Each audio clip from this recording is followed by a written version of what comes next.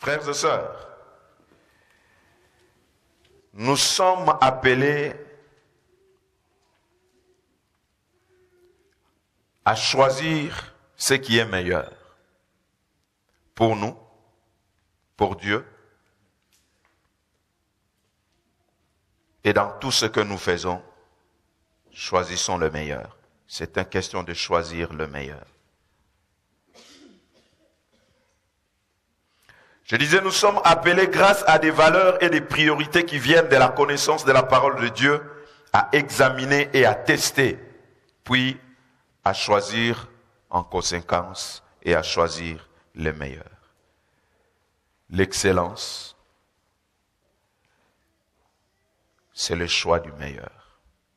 Amen. Non pas seulement de choisir, mais de choisir le meilleur. C'est le choix du meilleur. L'excellence, selon la Bible, est toujours liée à la question des valeurs et des priorités de Dieu. L'excellence, selon la Bible, est toujours liée à la question des valeurs et des priorités de Dieu. Cela veut dire quoi? Cela veut dire que l'excellence doit inclure les faits, doit inclure, l'élimination de certaines choses, même si elles peuvent être bonnes et légitimes.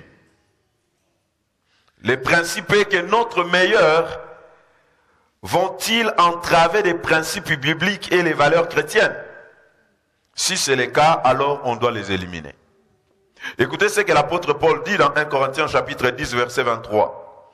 Tout m'est permis, mais tout n'est pas utile.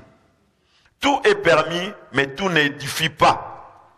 Dans 1 Corinthiens 6, 12, il est dit aussi, tout m'est permis, mais tout n'est pas utile. Tout m'est permis, mais je ne me laisserai asservir par quoi que ce soit. Tout m'est permis, mais tout n'est pas utile.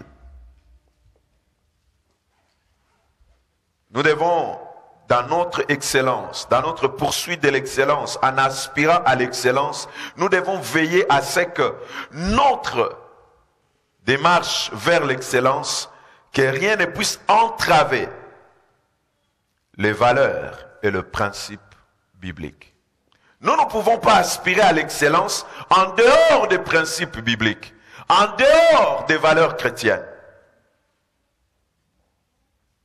Si cela est le cas, ces choses doivent être éliminées parce que ça ne contribue pas aux valeurs chrétiennes et aux principes bibliques. Tout m'est permis, mais tout n'est pas utile. Amen. Tout m'est permis. Il y a des choses qui peuvent être bonnes, meilleures, mais qui ne concordent pas avec le principe biblique et les valeurs chrétiennes. L'excellence est une question de faire tout des bons cœurs. L'excellence est une question de faire tout, mais des bons cœurs. C'est ce que Colossiens 3, 23 dit. Tout ce que vous faites, faites-le de bon cœur, comme pour le Seigneur et non pour des hommes. De faire tout, mais des bons cœurs. Amen. De faire tout. Pas de faire des choses de manière partielle, mais de faire tout. Je dois faire tout ce que je dois faire et le faire des bons cœurs. Ça, c'est l'excellence. Ici, nous allons au-delà des apparences. C'est les motivations qui comptent. Faire tout, mais des bons cœurs. Parce qu'on peut faire tout, mais avec un mauvais cœur. Les gens voient qu'on fait les choses, mais on les fait avec un mauvais cœur. Ici, la Bible nous amène au-delà des apparences. L'excellence, ce n'est pas seulement question de faire tout bien, meilleur, mais de le faire aussi des bons cœurs. C'est-à-dire avec quelle motivation, quel mobile derrière? Est-ce pour que les gens me voient? pour que les gens m'applaudissent, pour que les gens m'acclament, pour que les gens me montrent du doigt, ou je le fais pour la gloire de Dieu. L'excellence, ce n'est pas seulement question de l'extérieur, mais de l'intérieur, parce que tout doit venir de là. Les mobiles et les motivations derrière, qui nous poussent à aspirer à l'excellence, qui nous poussent à faire tout. Est-ce pour être vu, remarqué, ou pour que Dieu soit glorifié? L'excellence, c'est faire tout, mais de bon cœur. Avec un cœur juste, avec un cœur vrai, pas avec un cœur partagé. Pas avec un cœur faux. Parce qu'il y a des choses que nous faisons, mais avec un cœur faux. On n'est pas vrai dans ce qu'on fait. Mais celui qui ne sonde pas le cœur, il voit que c'est meilleur, c'est formidable.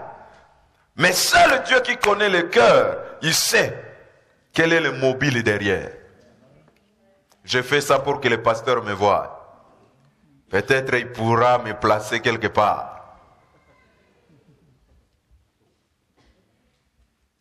Quel est le mobile, la motivation? C'est très souvent ça le problème. L'excellence, c'est faire tout. Et de bon cœur. Amen. Tout ce que vous faites, faites-le de bon cœur.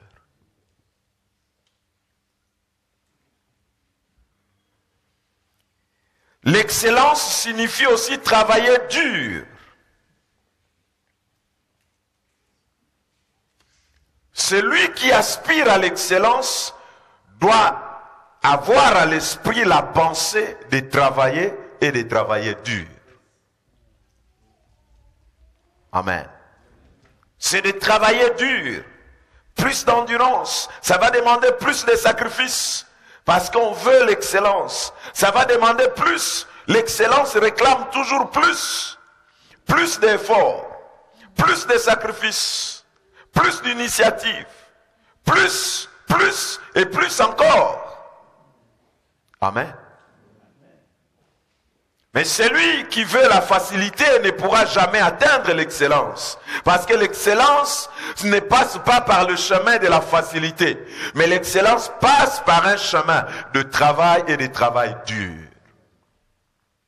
Il faut que le laboureur travaille s'il veut recueillir la fruit. S'il veut recueillir le fruit, il faut qu'il travaille et travailler dur. Amen. Si vous voulez un fruit, un résultat excellent dans les choses que vous faites, vous devez apprendre à travailler dur. Ça peut vous demander de sacrifier des nuits, des heures de sommeil. Travailler dur. Être animé de cet esprit de sacrifice. C'est l'excellence. Travailler et travailler dur.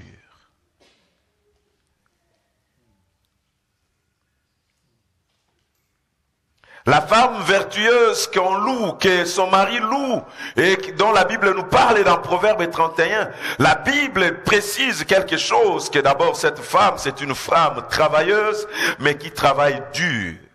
Parce qu'elle quitte très tôt le matin, elle sort pour aller travailler. Elle travaille dur. L'excellence, laissez-moi nous dire, n'est pas pour les paresseux. L'excellence n'est pas pour des négligents.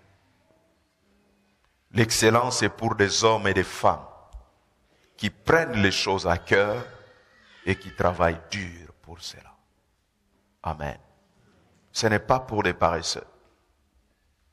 Ceux qui dorment 24 heures sur 24.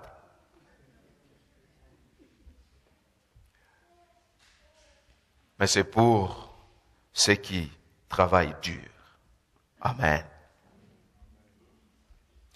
L'excellence, c'est le fruit d'un travail et d'un travail dur.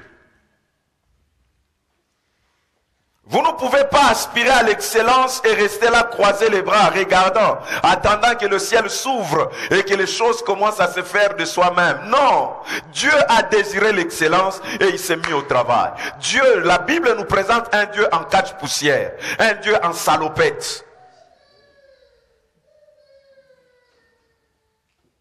Donc un Dieu en plein travail.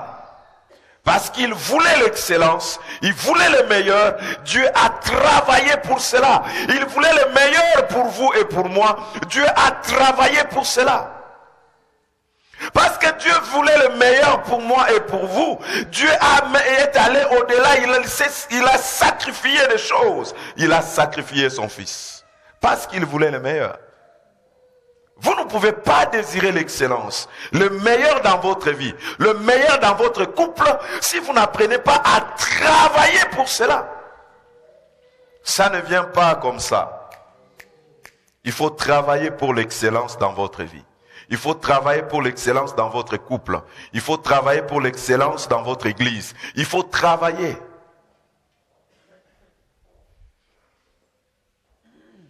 Dieu l'a fait.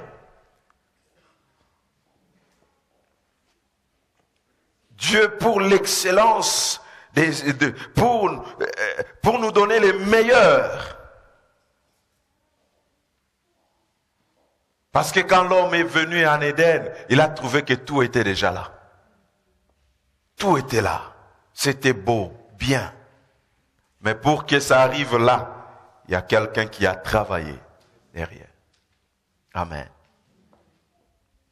J'aime beaucoup les gens, quand ils viennent, ils entrent, ils disent, waouh, c'est beau, ça a changé. Mais pour que ça arrive là, il y a des hommes et des femmes qui ont travaillé. Amen. Donc l'excellence est un fruit du travail. Si vous voulez l'excellence, le meilleur, vous devez apprendre à travailler pour cela. Il faut travailler, frère.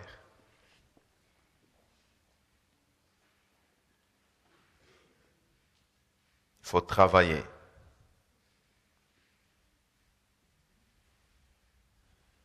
Et ça, c'est à cela que nous devons aspirer, à l'excellence.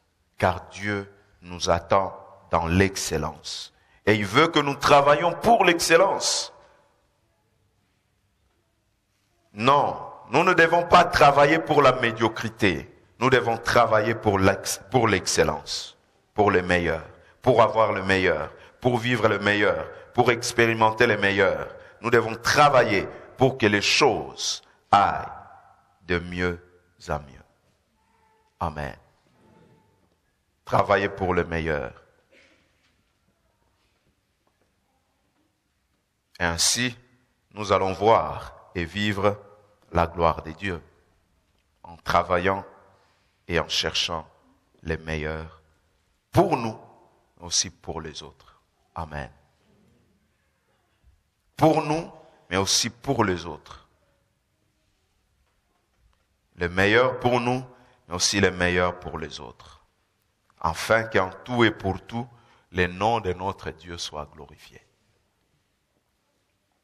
Le seul motif qui nous inspire, qui nous pousse à aspirer à l'excellence, c'est la gloire de Dieu. Amen. C'est le motif qui nous pousse à aspirer à l'excellence, à désirer l'excellence pour nous-mêmes, pour notre Église, c'est la gloire de Dieu.